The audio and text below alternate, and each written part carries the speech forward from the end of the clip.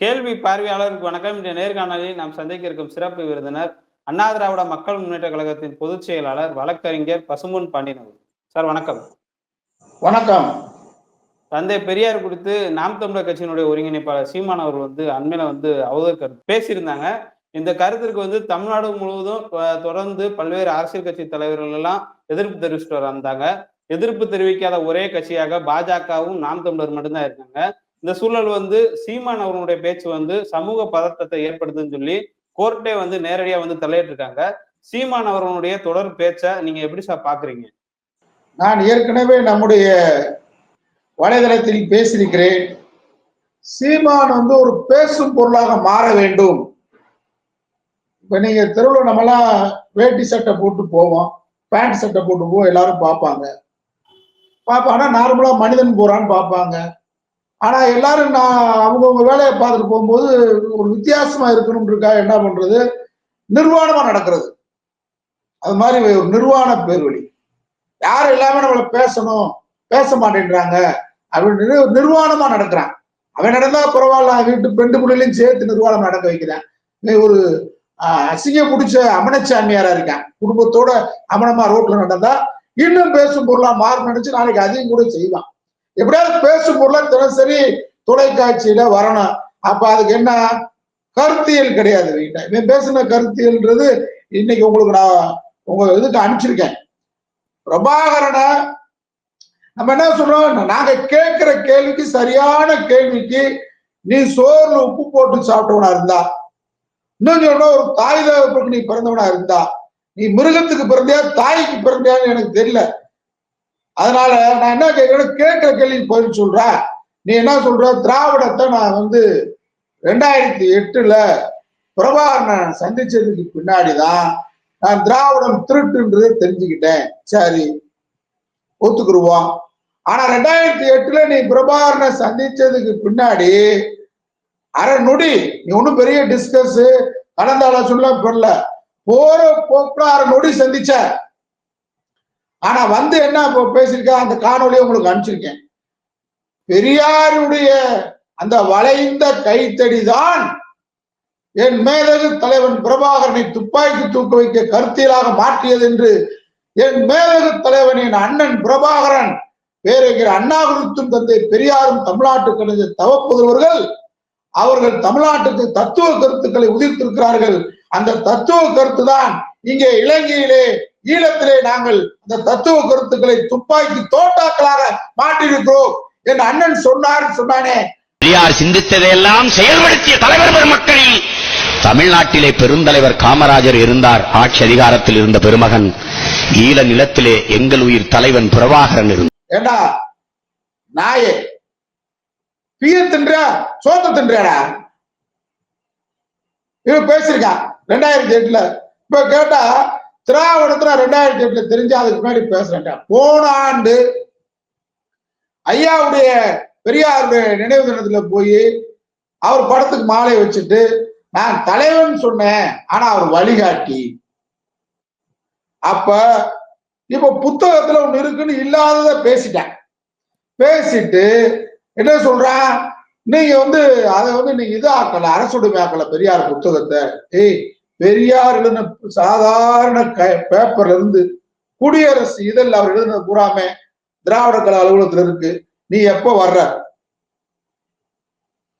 பெரியார் சொன்னார் மானமும் அறிவும் மனிதனை கழகம் என்று. ராமகிருஷ்ண வீட்டுக்கு வருவான்னு வந்தாரு. இப்ப நாங்க கேட்கிறோம், உனக்கு குடியரசு இதழ் அனைத்து அதுல விட்டேன். அண்ணாமலை பைத்தியத்தோடு தான் சேருவான். விபச்சாரி பத்திரி கூட சேருவாளா? இந்த அளவுக்கு போலாமா? விபச்சாரி பத்திரி கூட சேருவாளா? நீங்க பாருங்க, சேர மாட்டான். ஒரு தெருவுல ஒரு திருப்பா விபச்சாரி, அவ கூட பத்தினி கூட சேர மாட்டாங்க. இவன் உடனே ஏங்கிட்ட ஆதாரம் இருக்கு. என்னோட ஆதாரம் இருக்கு? இந்த அண்ணாமலை, நீங்க மனு தர்மத்துல பெண்களை பூராமே போக பொருள் விபச்சாரின்னு சொல்லியிருக்கீங்க. மனு தர்மத்தை மனு தர்மம் பாஜக நாளைக்கு இந்து தர்ம ஆட்சியை கொண்டு வந்தா இந்த மனு தர்மத்தை கொண்டு வர போற, சட்டமாக்க போற. அப்ப இவன் ஒரு விபச்சார பையன், ஆண் விபச்சாரிகள் நாக்கு வியாபாரிகள். பிழைப்புக்காக ஒரு பெண்கள் விபச்சாரம் பண்ற மாதிரி நாக்க விபச்சாரம் பண்றான். இந்த 2 பேரும். நான் என்ன சொல்றேன், பிரபாகரன் பேசிய பேச்சு உண்மையா இல்லையா? நீ 2008 தான் நான் மாறினேன்ற. நீ பிரபாகரன் அந்த அரை நொடியில சந்திச்சதுக்கு முன்னாடி என்கிட்ட பிரபாகரன் சொல்லிவிட்டார், தமிழ்நாடு மக்கள்கிட்ட போய் சொல்லுங்க, பெரியாரும் அண்ணாவும் தான் சிறந்த வழிகாட்டிகள், பெரியாரின் வளைந்த அந்த கைத்தடிதான் என்னை துப்பாக்கி தூக்க நிமிரச் செய்தது. எங்கள் ஐயா பெரியாரின் கையில் இருந்த வளைந்த கைத்தடிதான் கால ஓட்டத்திலே ஈழ தேசத்திலே என்னுயிர் தலைவன் பிரபாகரன் கையிலே துப்பாக்கியாக நிமிர்ந்தது. என் அன்பு மன்னன், என் தலைவன் என்னிடத்திலே சொன்னார், பெரியாரின் சிந்தனைகளை படித்து வளர்ந்த பிள்ளைகள், பேரறிஞர் அண்ணா என்ற பெருமகனின் பேச்சை கேட்டு எழுத்தை படித்து வளர்ந்த பிள்ளைகள், தூர தேசத்திலே வாழ்ந்த நாங்கள் போராளிகளாக மாறி நிற்கிறோம். பெரியார் என்ற பெருமகனின் நிழலிலே வளர்ந்தவர்கள், அவர் அடிச்சுவடிலே பாதை எடுத்து பயணித்தவர்கள், பேரறிஞர் அண்ணா என்ற பெருமகனின் தம்பிகள், தலைவர்கள். நீங்கள் வாழ்கிற நிலத்திலே வெறும் வாக்காளிகளாக ஆகியிருக்கிறீர்கள் என்று என்னிடத்திலே சொன்னார். இப்ப திராவிடத்தை வெட்டி வீழ்த்து, எதுக்கு வெட்டி வீழ்த்துற? திராவிடம் ஒண்ணு மோதுதான். ஏன்னா திராவிடம் தேர்தல்ல பெரியார் கொள்கை கொண்ட மோதுறாங்களாம். நீ பேசுற தமிழ் தேசியம் என்ன? நாங்க தமிழ் தேசியத்துக்கு யாரும், நாங்க தானே தமிழ் தேசிய, தமிழ் தேசிய யாரு? நாங்களாம் தமிழ் தேசிய வார்த்தை எடுத்திருக்கிறோம். தமிழ் தேசியத்தை இன்னைக்கு வரைக்கும் நிலைநிறுத்துறது யாரு? உனக்கு என்ன முரண்பாடு? திராவிடம் தமிழ் தேசியத்துக்கு முரண்பாடு அல்ல. திராவிடம் கருவறைக்குள் செல்வதற்கு ஒரு ஜாதி, வெளியில் கழிவறையை கழுவருக்கு ஒரு ஜாதி அப்படின்ற மனு தர்மத்தை ஒழிப்பது திராவிடம். நோக்கம் என்ன? இது எதுக்குறியா? உங்களுக்கு அனுப்பிச்சிருக்கேன். பெரியார் தமிழை காட்டு பிராணின்னு சொன்னாரு, எழுத்து சீர்திருத்தம் கொண்டு வந்திருக்காரு.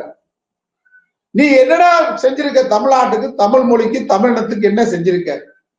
திருக்குறள் மாநாடு நடத்தியவர் நீ. நாம் தமிழர் கட்சி ஆரம்பிச்சு 10-15 வருஷம் ஆச்சு. என்னைக்காவது திருக்குறளுக்கு மாநாடு நடத்திருக்கியா?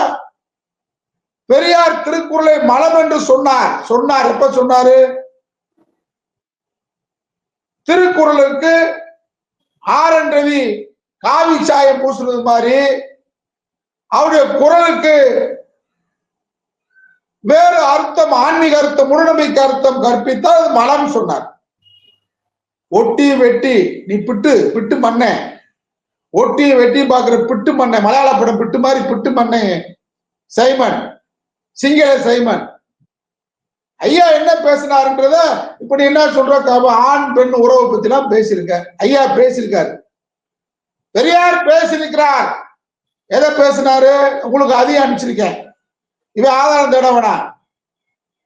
ஐயப்பன் எப்படி பிறந்தார்? அண்ணாமலை, மானங்கட்ட அண்ணாமலை சூடு சொல்ற ஐயப்பன் வரலாறு சொல்றான்.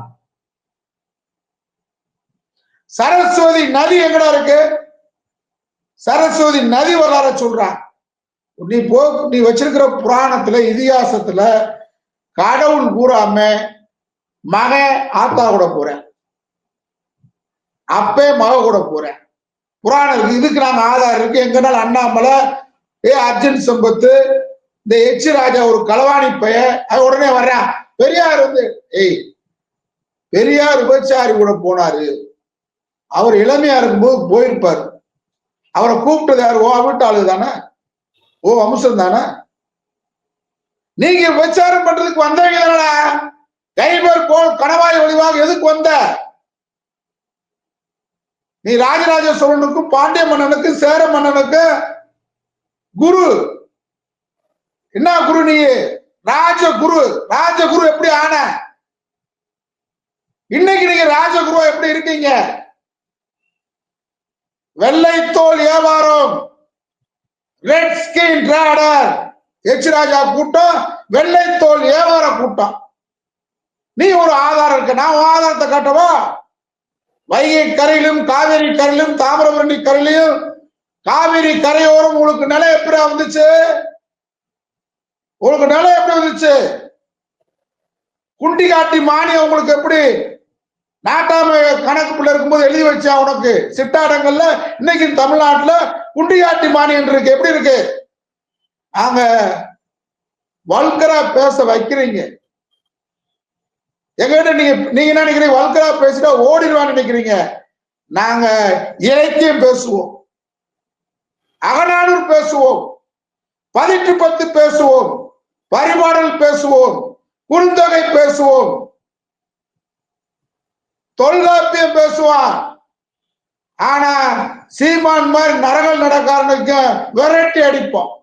தெரிஞ்சுக்க, எச் ராஜா வர்ற, அண்ணாமலை வர்றான். நான் உங்களுக்கு எல்லாத்தையும் இன்னைக்கு அனுப்பிச்சிருக்கேன். பெரியார் எழுத்து சீர்திருத்தம், திருக்குறள் மாநாடு நடத்தினார் ஐயா. அது மட்டுமல்ல, என்எஸ்கே பாடுவாரு. அந்த காலத்துல தடை செஞ்சாங்க, தீனா மூணா காணா அப்படின்னா திராவிட முன்னேற்ற கழகம்னா சென்சார் சினிமா படத்தை தடை செய்யணும் இருக்க அந்த பாடல அவர் பாடுவார். என்எஸ்கே கலைவாணர், திருக்குறள் முன்னணி கழகம், இது திருக்குறள் முன்னணி கழகம் பாடுவார். திருக்குறளை பத்தி இவன் பேசுறான். திருக்குறளுக்கு மாநாடு நடத்தி திருக்குறளையும் கண்டு இன்னைக்கு கன்னியாகுமரி கடலை காவி மையமாக நினைத்த இந்த காவி கூட்டத்திற்கு பதிலடியாக வானுயர்ந்த வள்ளுவர் கோட்டத்தை கட்டி அங்கே வள்ளுவருக்கு சிலை வைத்த மாபெரும் திராவிட இயக்கத்தின் தலைவர் கலைஞர். அதனால இந்த எச் ராஜா கூட்டம், இந்த அண்ணாமலை ஒரு அழகா அன்னைக்கு பெரியார் சொல்றாரு. என்ன சொல்றாரு? என் மேல வன்மம் இருக்கிறவன் பார்ப்பான். அவனுக்கு வன்மம் இருக்கத்தானே செய்ய. அவனுக்கு வன்மம் இருக்குமா இருக்காதா? அவன் நம்மை சூத்திரன் என்று அடிமைப்படுத்துகிறான். அவன் உழைக்காமல் உண்டு கொடுக்கிற ஜாதியாக இருக்கிறான். அவன் நம்மை படிக்க கூடாது என்கிறான். அவன் நம்ம வீட்டு பெண்களை இழிவாக பார்க்கிறான், போக பொருளாக பார்க்கிறான். அவன் பிறப்பால் உயர்தாழ்வை கற்பிக்கிறான். அவனுடைய முகத்தை தோலுரித்து காட்டியவர் தந்தை பெரியார். அவனுக்கு வன்மம் இருக்கு. அப்புறம் இந்த சைமன் மாதிரி சைக்கோ சிங்கள, இந்த அண்ணாமலை மாதிரி ஒரு பைத்தியம். ஆசிரியர் விவரம் பண்ணி சொல்லிருக்காரு. என்னங்க அண்ணாமலை போய் சைமான் சைக்கோ கூட போயிருக்காருன்னு. பைத்தியம் பைத்தியோட தான் சேருவேன். அவர் அழகா அவரு சொல்லிருக்காரு. அவர் நாகரிகமா, நான் விபச்சாரியோட தான் சேருவேன் நான் சொல்றேன். இதான் வித்தியாசம். ஐயா நாகரிகமா அவர் வயசுக்கு, பைத்தியம் பைத்தியத்தோட சேரும் இருக்காரு. அப்ப உங்களுக்கு அதுக்கு ஐயா சொல்றாரு. அன்னைக்கே சொல்ற, இவனுக்கு எல்லாத்துக்கும் பதில் ஐயா நாட்டுக்கு சொல்லிட்டு போறாரு. பாப்பான் அவன் வன்மத்துக்காக என்னை மீது எச் ராஜா பேசுறான வன்மம். அவன் சர்மா. அவன் எங்கிருந்து வந்தவன்? பீகாரில் இருந்து வந்த சர்மா. அவன் வேற. ஆனா ஏன் அண்ணாமலை பேசுறான்? ஆடு மாடு மேய்ச்சிக்கிறது அண்ணாமலை ஐபிஎஸ் ஆக்குறது திராவிட கருத்தியல். போராடியவர் பெரியார். இன்றைக்கு போராடி கொண்டிருக்கிற இயக்கம் திராவிட இயக்கம். அவன் ஏன் பேசுறான்? பெரியார பொறுக்கி தின்ன பேசுறான். ஐயா சொல்லிருக்காரு, இந்த பாப்பா கிட்ட பொறுக்கி தின்றதுக்காக இவன் பேசுறான். அதானே சீமான் 150 கோடி ரூபாய் வாங்கியிருக்கான் RSSல. 150 கோடி, 100 கோடி கைமாறப்பட்டிருக்கு. வாங்கிட்டுதான் தரக்குறவா பேசுறான். இப்ப எனக்கு கிடைச்ச செய்தி இந்த நிமிடம் வரை, நீங்கள் நம்முடைய மறைந்த முதல்வர் ஜெயலலிதா அம்மா அவர்கள் பெரியாரை குறித்து பேசிய காணொலி அனுப்பிச்சிருக்கேன். நம் அனைவரின் போற்றுதலுக்கும் வணக்கத்திற்கும் உரியவராய் தன்னுடைய பொதுநல சிந்தனையாலும் சீர்திருத்த கருத்துக்களாலும் அச்சமில்லாத செயல்பாட்டாலும் திராவிட இனத்திற்கும் தமிழ்நாட்டிற்கும் உலக அரங்கினில் ஒரு தனி இடத்தினை பெற்று தந்தவர் தந்தை பெரியார் அவர்கள். தமிழருக்கு மட்டும் தந்தை அல்ல, திராவிட இனத்திற்கே தந்தை அவர். நவீன இந்தியாவின் மறுமலர்ச்சிக்கு வித்திட்ட சிந்தனை சிற்பிகளுக்கெல்லாம் தலைமையானவர் அவர். வெண்தாடி வேந்தர், பகுத்தறிவு பகலவன் என்று நாம் இன்றும் அன்போடு அழைக்கும் தந்தை பெரியார் தமிழகத்தில் தோன்றி இருக்காவிட்டால் தமிழகத்தின் சரித்திரம் 20ஆம் நூற்றாண்டை சந்திக்காமல் 19வது நூற்றாண்டிலேயே பின்தங்கியிருந்திருக்கக்கூடிய வரலாற்று அபாயம் நிகழ்ந்திருக்கும். இன்னைக்கு திராவிட இயக்கன்ற போர்வையில எடப்பாடி பழனிசாமி, OPS, சசிகலா, டிடிவில வாயை பொத்திக்கிட்டு இருக்காங்க. எப்படி திராவிட இயக்கம் மக்கள் நம்ப முடியும்? எடப்பாடி அவர்கள் வந்து இன்றைய தினம் வந்து எதிர்ப்பு தெரிவிச்சிருக்காங்களே. அதாவது இவ்வளவு தூங்கி கும்பகர்ண மாதிரி இருக்கக்கூடாது. ஸ்டாலினை எதிர்க்கிறது மட்டும் ஆவேசம் இருக்கிறது. இன்னைக்கு திராவிட இயக்கத்துடைய வித்து, திராவிட இயக்கத்தின் ஆணிவேர் ஐயா பெரியாருக்கு இவ்வளவு காலதாமமா கொடுத்துக்க கூடாது. திராவிட இயக்க வீறு கொண்டு எழுந்திருக்கிறோம். இன்னைக்கு எனக்கு கிடைச்ச செய்தி, சீமான் தலைமறைவாய் ஓய்விட்டார். அதனால தமிழ்நாடு காவல்துறைக்கு நான் சொல்லிக்கொள்ள விரும்புவது பேட்டின் வாயிலாக, விமானத்தில் ஏறி தப்பி ஓடுவதற்காக அவன் எங்கோ ஓடி ஒளிந்திருக்கிறான். லுக் அவுட் கொடுத்துருங்க எல்லா விமான நிலையத்திலையும். கடல் மார்க்கமாக தப்பித்து போவதாக தகவல். சென்ற ஆண்டு கைவழியோட குத்தாட்டம் போட்டார் பொங்கலுக்கு. இந்த ஆட்டம் சிறையில் குத்தாட்டமா, எங்க குத்தாட்டம் தெரியல. இல்ல குத்து வாங்க போறாரான்னு தெரியல. ஆட்டையா 2 பேர்ட்ட குத்து வாங்க போறாரான்னு தெரியல. குத்தாட்டம் இந்த ஆண்டு போட முடியாது. சிங்களன் சீமானே, பெரியார் என்றது பெரு நெருப்புடா, விளையாடுற நீ தேவையில்லாம. பெரியார் இறந்து 51 ஆண்டுகள் ஆயிடுச்சு. அவர் வாழ்ந்தது 151 ஆண்டு காலம். அவரை போய் இன்னைக்கு வந்து இந்த வர 2026 சட்டமன்றத்தில் பெரியாரா போட்டி போட கூடாது. திராவிட கழகமா தேர்தல் நிக்குது. நீ வந்து மோதுறன்னு சொன்னா யார மோத வேண்டும்? யார நீ மோதிருக்கணும்? உன்னை படிக்க கூடாது. உன்னை தொட்டாலே தீட்டு.